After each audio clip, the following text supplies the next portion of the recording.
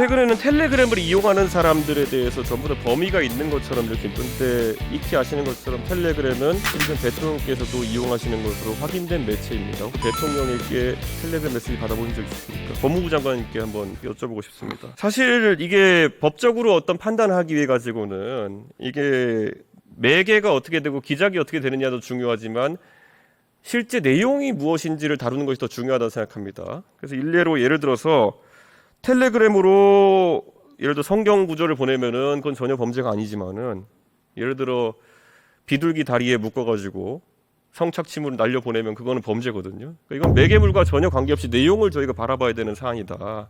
전 이렇게 생각하는데 최근에 보면은 사실 텔레그램을 차단한 국가가 몇 개의 국가가 있습니다. 그 국가들은 종교적인 이유로 그렇게 하기도 하고요.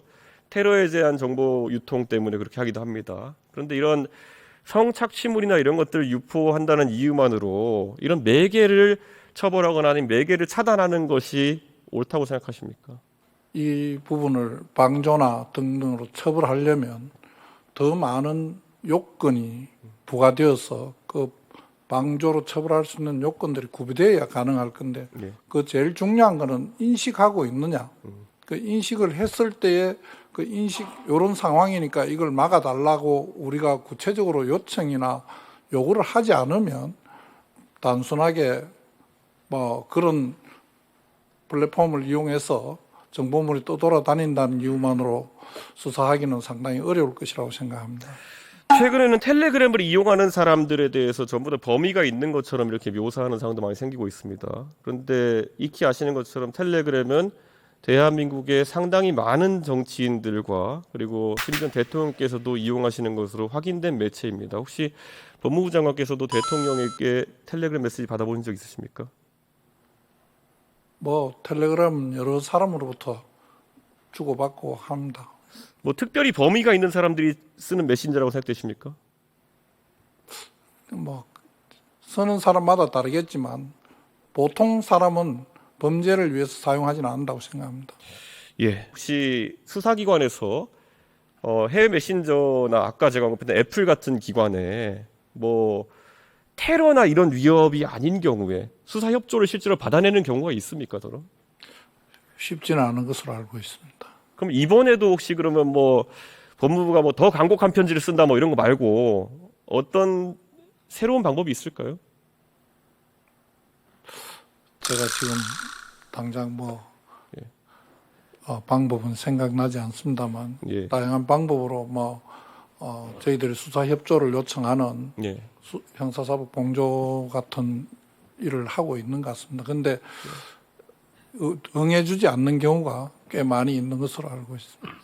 그럼 경찰청장님 다시 그러면 법인에 대해 가지고 조금씩 뭐 수사하겠다는 취지를 밝히셨는데 이게 지금 법무부 장관이 말씀으로는 진행하는 게 굉장히 어려울 것으로 보이는데 경찰 쪽에서는 또 뭐 새로운 방법이 있습니까? 실제로 외국 법인 중에서 유튜브에 베이스가 되는 구글이라든지 X에 베이스가 되는 트위터 이런 데는 다 협조가 잘 됩니다. 예. 그런데 뭐 한국에 대관도 두고 있고 다 그러니까 그렇겠죠. 그렇습니다. 예. 그런데 텔레그램의 경우에만 그 협조가 안 되고 있고 이것은 뭐 우리나라만의 문제는 아니고 전 세계적으로 비슷한 상황입니다. 국제 공조를 통해서 분명히 제재를 요청했음에도 불구하고 적절한 조치를 취하지 않으면 그거는 명백히 우리 국내법을 위반했다고 보고 해당 법률에 대한 방조 혐의를 적용할 생각입니다. 그리고 아까 청장님 탐지 소프트웨어를 경찰에서 지금 가지고 있다라고 이제 말씀하신 것 같은데. 그렇습니다. 예, 이것은 어떻게 적용해야 될까요? 예를 들어 텔레그램 서버 측에다 그걸 설치할 수 없는 상황이다. 그러면 이걸 뭐 경찰에서 여기에 파일 업로드해 보십시오 이런 사이트를 운영할 것인지 이게 왜냐면은 기술이 있다고 이제 말씀하시는 건 다행인데 이걸 현재 상황에서 이런 성착취물 제작을 막기 위해서 투입할 수 있는 방법론이 없어 보이거든요. 필요한 경우에 저희 경찰을 방문해서 파일을 업로드하면 약 그 1, 2분 내로 그 페이크 여부를 확인해 줄 수 있습니다. 청장님 근데 딥페이크는 사실 저도 이제 제가 윤석열 대통령 AI 영상도 만들어보고 했던 사람이라 가지고 웬만하면 딥페이크임은 판별이 그렇게 어렵지는 않습니다. 근데 그 상황에서 그런 소프트웨어가 실제로 누가 내왕해가지고 실제 파일을 넣어보고 할 정도의 그런 어떤 분이 있을진 모르겠지만은 저는 그런 부분은 오히려 정부 쪽에서 만약에 대안으로 나온다면 수사 단계에서야 유용하게 사용될 수 있는 도구겠지만은 지금 당장 불안감을 느끼고 있는 일반적인 그런 대중에게는 약간 괴가 다른 답처럼 느껴질 그런 가능성이 있어서 제가 약간 그 말씀을 드린 거고요.